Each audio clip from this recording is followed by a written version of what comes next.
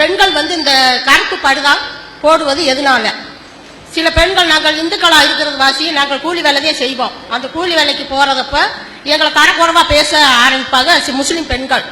ஆனா முஸ்லிம் பெண்கள் நாங்கள் ரொம்ப மரியாதையோட வாழ்றோம்ன்ற எண்ணத்துலதான் வாழ்றாங்களே தவிர நடைமுறைக்கு அது சாத்தியம் அல்ல. படுதாவை மட்டும் போட்டுக்கிட்டு சில பெண்கள் எத்தனையோ தவறுகள் பண்றாங்க. நான் கண்குளிர பார்த்திருக்கேன். அந்த கேள்விகள் எப்படிப்பட்டது அப்படின்றத நான் கேட்டு வந்திருக்கேன். பெண்கள் அந்த ஆடையை பொருத்தி கொண்டு முழு உடலை மறைத்து கொண்டு வர்றாங்களே, வைத்து கொண்டே தப்புலாம் செய்யறாங்களே அப்படிங்கிற மாதிரியான கேள்வி கேட்கிறாங்க. தப்பு செய்யறவங்க எந்த மாதிரி இருந்தாலும் செய்வாங்க. தப்பு செய்யறதுங்கிற ஒரு நிலையில உள்ளவங்க இந்த ட்ரெஸ்ல உள்ளவங்க எல்லாம் தப்பே செய்ய மாட்டாங்க, யாரும் கேரண்டி கொடுக்க முடியாது. சேலை கொடுத்துறவங்களாம் தப்பு செய்ய மாட்டாங்க, அல்லது சுடிதார் போட்டவங்க எல்லாம் தப்பு செய்ய மாட்டாங்க, அல்லது புர்கா போட்டவங்க தான் தப்பு செய்வாங்க. இப்படி எல்லாம் எந்த ஒரு உடையை கொண்டு தீர்மானிக்க இயலாது. அது நாங்க மறுக்கவும் மாட்டோம். எல்லா பெண்கள்லையும் தவறு செய்யறது இருக்கிற மாதிரி முஸ்லிம் பெண்களிலும் தவறு செய்தவர்கள் இருப்பார்கள். அது எல்லா பெண்களும் செய்யறான்னு எடுத்துக்கிற முடியாது. 4 பேர் இருக்கிறார் என்ற காரணத்தினால் அனைவரையும் எடுத்துக்கொள்ளக் கூடாது. ஆனா இஸ்லாமிய சட்டம் என்ன, ஏன் இது செய்யப்படுதுன்னு கேட்டா, அவங்க தப்பு செய்வாங்களா இல்லையாங்கிறதுக்காக அது இல்லை, ஆம்பளை தப்பு செய்யக்கூடாதுங்கிறது தான் மேட்டர். என்னன்னு கேட்டா, பெண்கள் அங்க அவயவங்களை வெளிப்படுத்தி காட்டி திரியும் பொழுது ரோட்ல போற ஆம்பளையே அது பாதிக்கிறது. ஒழுங்கான ஆடையோட போனால் அவனை அதிகம் பாதிக்காது. இல்ல பொம்பளைக்காக இது போடவே இல்லை, பெண்களுக்காக போடவே கிடையாது அந்த சட்டம். ஆம்பளைகள் விஞ்ஞானிகள் ஆராய்ச்சி பண்ணி என்ன சொல்றான்னு கேட்டா, பெண்கள் எங்கெல்லாம் அரைகுறையாக ஆடை அணுகிறார்களோ அந்த நாடுகளில் எல்லாம் ஆண்களுக்கு ஆண்மை குறைவு ஏற்படுகிறது. இது குமுதம்ங்கிற பத்திரிகைகளோட இந்த ரிப்போர்ட், விஞ்ஞான ரிப்போர்ட்லாம் வந்துருச்சு. இது நாங்க கூட ஆர்டிகலாவும் போட்டிருக்கிறோம். எதனால ஏற்படுதுன்னு கேட்டா, பெண்கள் அரைகுறையான ஒரு ஆடையில பாக்குறாங்கல்ல, பார்க்கும் பொழுது இவனுக்கு ஒரு கிளர்ச்சி ஏற்படுது. கிளர்ச்சி மாதிரி ஏற்பட்ட உடனே உடனடியாக அவங்க தாம்பத்தியத்தில் ஈடுபட்டாங்கன்னா பஞ்சாயத்தில் ஈடுபடாம அப்படி பார்த்து ரசிக்கும் பொழுது அந்த ஆண்களுக்கு ஏற்படுற கிளர்ச்சி அடிக்கடி ஏற்படக்கூடிய நேரத்தில் அவங்களுக்கு அந்த ஒரு விதமான ஒரு நீர்க்கசிவு ஏற்படும். அது அவங்களுடைய ஆண்மையை படிப்படியாக குறைச்சி பாதிச்சிடும். அதனால பெண்கள் அரைகுறைய ஆபாச படம் பார்க்கிறது, பெண்கள் அரைகுறைய ஆடை திரிவதெல்லாம் ஆம்பளையை தான் பாதிக்கும் அப்படிங்கிறது ஒண்ணு கண்டுபிடிச்சிருக்கிறாங்க. அப்ப ஆண்களை பாதிக்கிற மாதிரி நம்ம ஆடை அணியும் பெண்கள் யோசிக்கிறோம். நம்ம அணிகிறோம், அழகுங்கிறதுக்கு அணிகிறோம். ஆனால் நீங்கள் பார்க்கலாம், ஒவ்வொரு ஆம்பளையும் ஒரு பெண்ணு ஆடை அணிந்து இறுக்கமா அணிஞ்சிட்டு போனா அவன் பார்வை எப்படி இருக்குன்னு உங்களுக்கு தெரியல இல்லையா? இழுத்துட்டு போத்துறாங்க. அது எதனால போத்துறாங்க? கண்ணை வச்சு கண்டுபிடிச்சிருவாங்க, அவன் ஆள் பார்வை சரியில்லை. ஏன் அப்படி பார்க்கிற அளவுக்கு எதுக்கு நம்ம அணியணும்? நம்மளை காப்பாற்று. சரி, வயிறு தெரிகிற அளவுக்கு ஆடை, வயிறு தெரிய வேண்டிய அவசியம் என்ன? ஆம்பளைக்கு யாருக்கா வயிறு தெரியுதா? ஆம்பளை தான் கம்மியா அணிஞ்சா பரவாயில்லை. குறைவாக ஆடை அணிந்தால் ஆண்களுக்கு பிரச்சனை இல்லை. எந்த ஆம்பளையாவது தொப்புள் காட்டுற விதமாக ஆடை அணிந்து பார்த்திருக்கிறோமா? அப்படி அணிய முன்னேற்ற தடையா போச்சா? நரேந்திர மோடி முழுசாதான் மறைச்சிருக்கிறாரு, அவர் பிரதமர் ஆனாரு. மன்மோகன் சிங் முழுசாதான் மறைச்சிருந்தாரு, அவர் பிரதமர் ஆனாரு. அவங்க எல்லாம் வைத்த காட்டிய முன்னேற்றத்துக்கு ஏதாவது முக்கியம் இருக்கா? இது தெரிய வேண்டிய அவசியம் என்ன? யோசிச்சு பார்க்கணும். இது ஆண்களை கிளர்ச்சி விட்டுறதுக்கு உதவுறது விளங்காம ஏதோ அப்பம் பாட்டு செஞ்சாங்க, ஆத்தா சொன்னாங்கன்னு செஞ்சிட்டு இருக்கமே தவிர, நம்முடைய ஒரு ஆடை ஒரு ஆணுக்கு ஏன் சபலத்தை ஏற்படுத்தணும்? சரி, சட்டை போடுறோம், ஆம்பளை சட்டை எப்படி இருக்கு, பொம்பளை சட்டையா அளவு குறையுது, உழவுக்கு குறைச்சி சில நூல் தான் இருக்கு, சில பேருக்கு முதுகுல நூல் மட்டும் தான் இருக்கு. அப்ப நூல் மட்டும் போறதுக்கு ஒரு ட்ரெஸ், அது முதுமே தெரிகிறது. அது தெரியலன்னா ஜன்னல் வேற, ஆம்பளைக்கு ஜன்னல் போட்டாலும் பரவாயில்லை, ஜாக்கெட்டுக்கு ஜன்னலா? இது எதுக்கு நான் கேட்கிறேன்னு கேட்டா, இதுல உள்ள நன்மை என்ன? இந்த ஆடையினால் ஏற்படுற நன்மை என்ன? இதில் நீங்கள் எதிர்பார்ப்பது என்ன?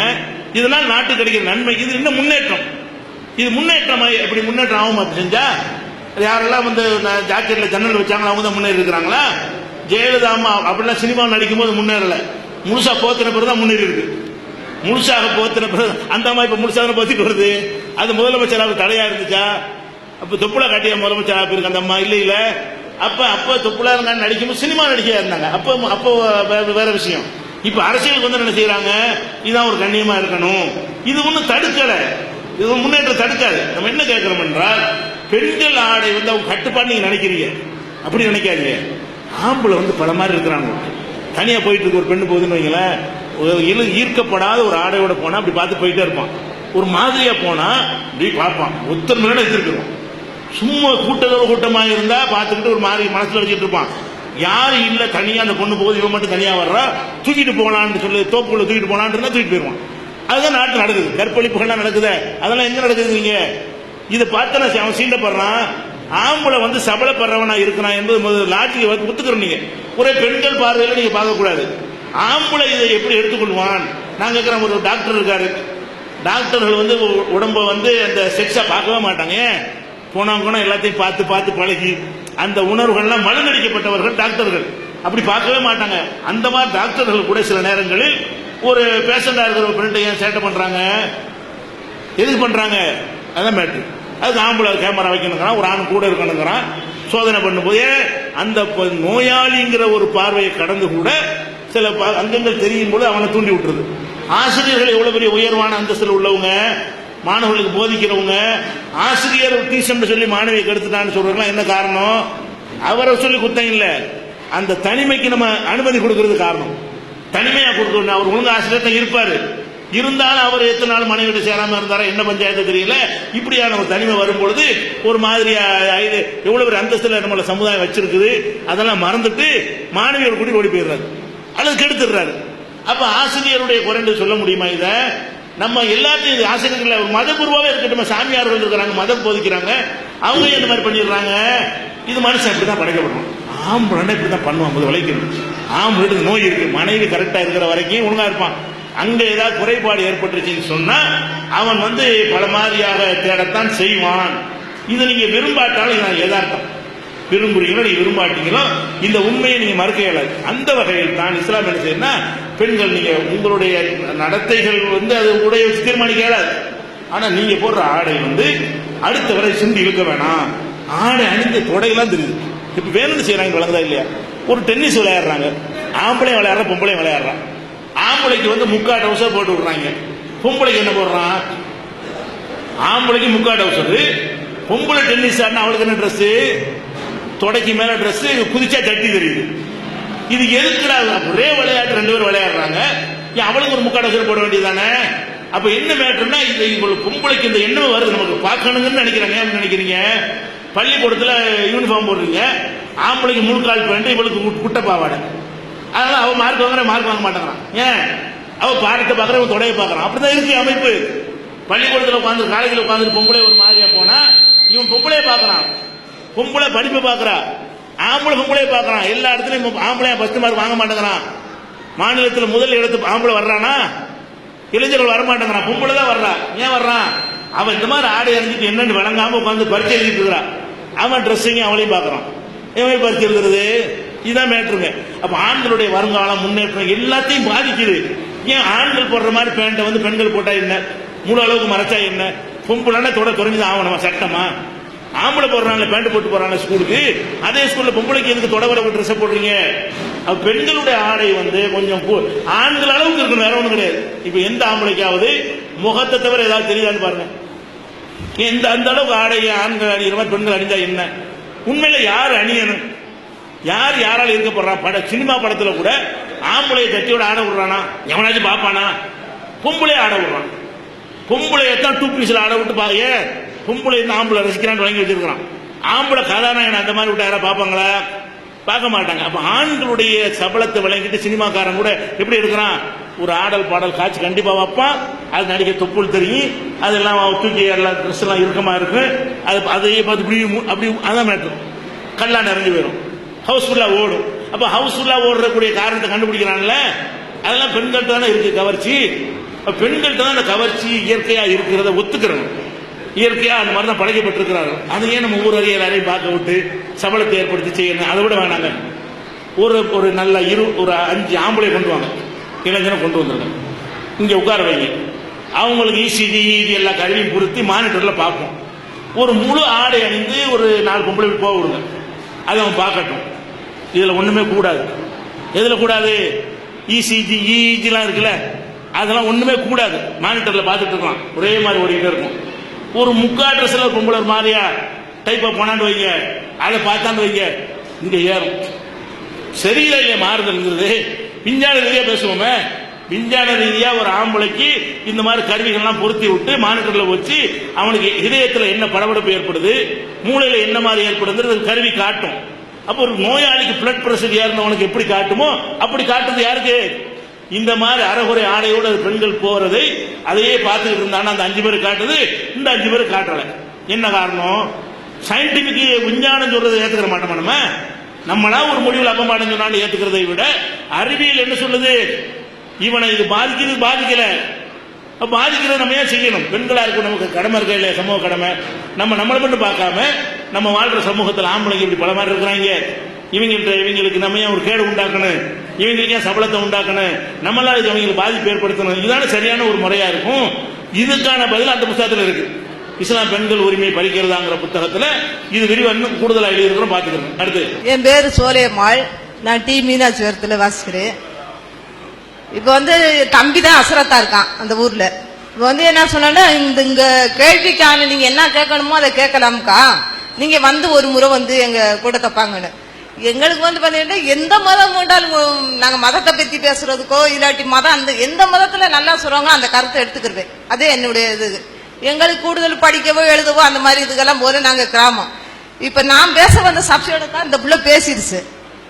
அதைத்தான் கேட்கணும். இந்த பெண்கள்லாம் ஏன் இன்னைக்கு இவங்க படுதா போட்டு இதெல்லாம் இப்படி மறைக்கிறதுக்கு நீங்க ஒரு உதாரணம் சொன்னீங்க. இந்த மாதிரிதான் பெண்கள் அப்ப சேலை கட்டுறவங்க பெண்கள் முழுக்க தப்பான முறையிலயா சேலை கட்டி போறாங்க? ஒண்ணு என்னுடைய கருத்து. நாங்க சொல்ல வந்ததே இது இல்ல, நிறைய கேள்விகள் எழுதி நினைச்சிட்டு கேட்கணும்.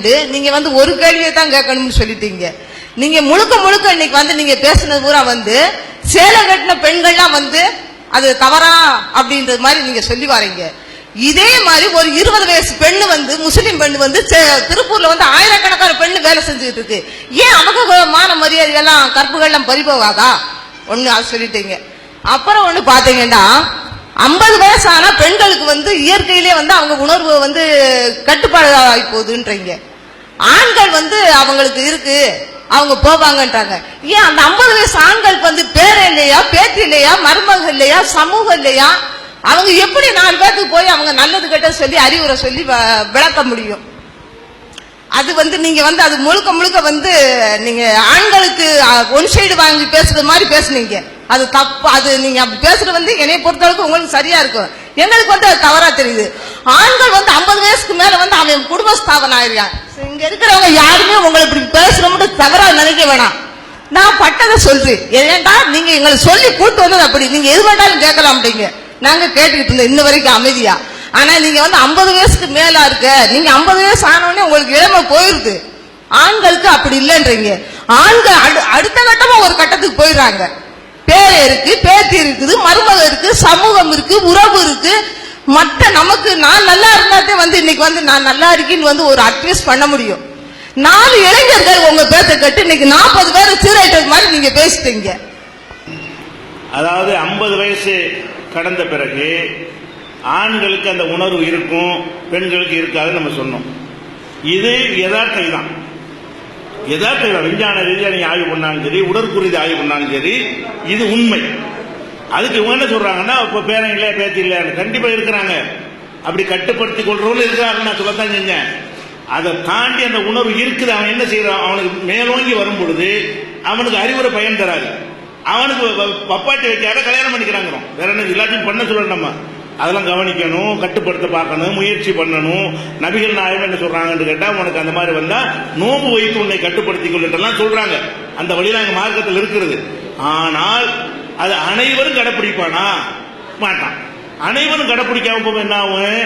ஒருத்தர் இருக்கான், ஒரு 1000த்துல ஒருத்தன், 100ல ஒருத்தன் என்ன செய்யறான்? 50 வயசை கடந்தவன், அவனுக்கு உணர்ச்சி பொங்குது, ஆசை அதிகரிக்கிறது, அவனுக்கு ஒரு தேவை ஏற்படுகிறது. அப்படி ஏற்படுற நேரத்தில் மனைவி சூட்டபிளா இல்லைங்கும் போது அந்த நேரத்தில் அவன் என்ன செய்யறது? கட்டுப்படுத்தணுங்கிற அறிவுரை எல்லாருக்கும் யூஸ் ஆகாது.